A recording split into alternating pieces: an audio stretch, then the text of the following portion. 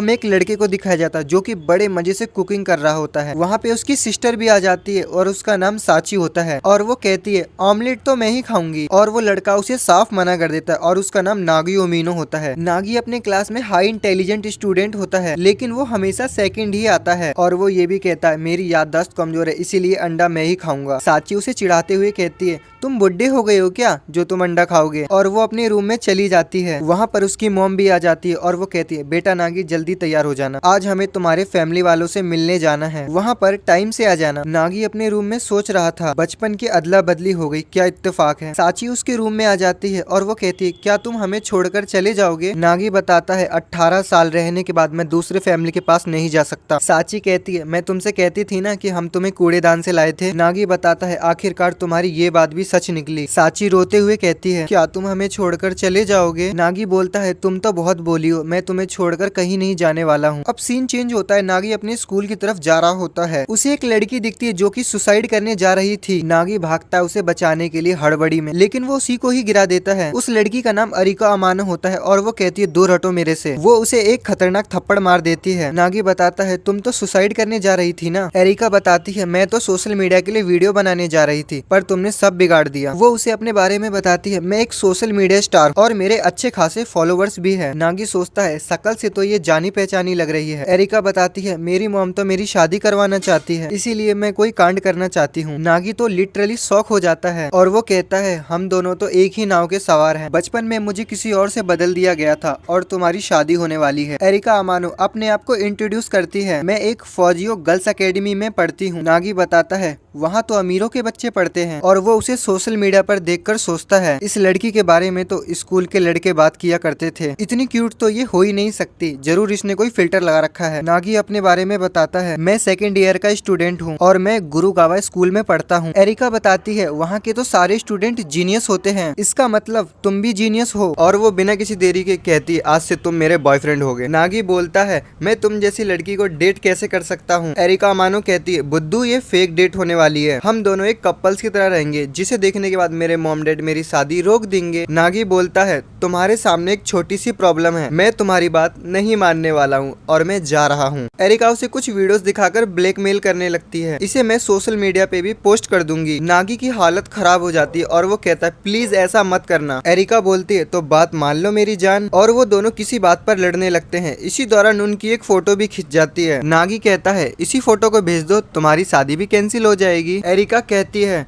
वैसे भी मैं इस फोटो में अच्छी नहीं लग रही हूँ। सीन चेंज होता है, अब वो दोनों एक मॉल में शॉपिंग कर रहे होते हैं। नागी अलग अलग तरह के कपड़े ट्राई करता है और थोड़ी देर बाद उन दोनों को एक कपड़ा पसंद आता है। नागी बोलता है ऐसा लग रहा है किसी लड़ाई में मेरे कपड़े फट गए हो। एरिका अब कपड़ों का बिल पे करने जाती है और उन कपड़ों का प्राइस 4,95,000 होता है, जिसे सुनने के बाद नागी पूरा ही शॉक हो जाता है और वो दोनों कुछ फोटोज खींचते हैं। नागी सोचता है ये इतने पैसे वाली है, कहीं ये माफिया की बेटी तो नहीं। एरिका कहती है कोई सी भी फोटो अच्छी नहीं है, मेरा मानना ये है अच्छी फोटो वो है जो उस पल को याद दिलाए। उसे वो एक फोटो दिखाती है और उसी फोटो को अपने मॉम डैड को भेज देती है। नागी बोलता है ये तो हमारी पहली फोटो थी ना। उनके मॉम डैड का मैसेज आता है जिसमें लिखा होता है ये फेक फोटो है। उनके सामने 3 लड़के आ जाते हैं और वो कहते हैं एरिका तुमने तो बोला था तुम्हारा कोई बॉयफ्रेंड नहीं है। नागी पूछता है क्या तुम इन लोगों को जानती हो। एरिका बताती है किसी ने मेरा प्राइवेसी इंफॉर्मेशन को लीक कर दिया था, जब से ये लोग मेरे पीछे पड़े हैं। वो लड़का कहता है हम तुम्हारा पीछा रोज करते हैं। वो लोग एरिका से पूछते हैं ये लड़का कौन है। नागी बोलता है मैं एरिका का कॉन्ट्रेक्चुअल बॉयफ्रेंड हूँ। एरिका उसे समझाती है